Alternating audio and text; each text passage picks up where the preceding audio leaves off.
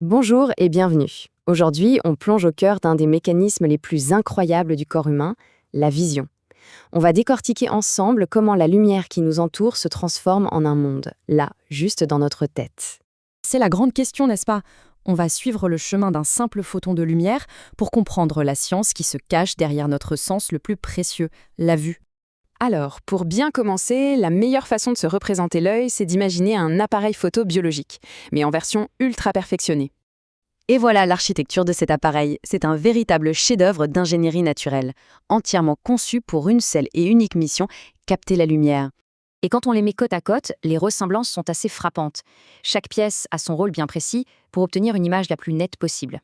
L'iris, par exemple, la partie colorée de l'œil, il agit exactement comme le diaphragme d'un appareil photo. Il s'ajuste tout seul, sans qu'on y pense, pour laisser entrer plus ou moins de lumière. C'est ce qui se passe quand on entre dans une salle de cinéma, par exemple. Et une fois que la lumière a traversé le cristallin, qui affine la mise au point, elle atteint sa destination. La voilà parfaitement focalisée sur la rétine. C'est sur cet écran, tout au fond de l'œil, que la vraie magie va commencer. On va maintenant zoomer sur cette fameuse rétine, parce que, attention, ce n'est pas juste un simple écran passif, non, c'est un véritable processeur neuronal extrêmement complexe. Regardez-moi cette organisation. C'est une structure en couches de neurones spécialisés, et ce qui est fou, c'est qu'elle ne se contente pas de recevoir la lumière. Elle commence déjà à traiter l'information visuelle, sur place, avant même de l'envoyer au cerveau. Au cœur de ce réseau, on trouve les véritables stars du spectacle, si on peut dire, les cellules qui, concrètement, détectent la lumière, les photorécepteurs. En gros, ces photorécepteurs sont des capteurs de lumière microscopiques. C'est eux qui sont au point de départ de tout le processus de la vision. Et on voit bien qu'il y en a deux sortes, les bâtonnets et les cônes. Ils ont des formes très différentes et ça, ce n'est pas un hasard. Ça nous donne déjà un indice sur le fait qu'ils n'ont pas du tout le même travail. En fait, ils se partagent les tâches. Cette répartition, elle explique quelque chose que tout le monde a déjà expérimenté. Pourquoi on voit le monde avec des couleurs incroyables en plein jour, grâce aux cônes, et pourquoi tout devient en nuances de gris la nuit quand ce sont les bâtonnets qui prennent le relais. Ce graphique nous le montre très bien. Les cônes, qui nous donnent la vision nette et colorée, sont super concentrés au centre. Les bâtonnets, eux, sont plutôt sur les côtés. Mais, regardez bien, il y a un endroit où la courbe tombe à zéro, un trou. Et ce trou, ce n'est pas une erreur.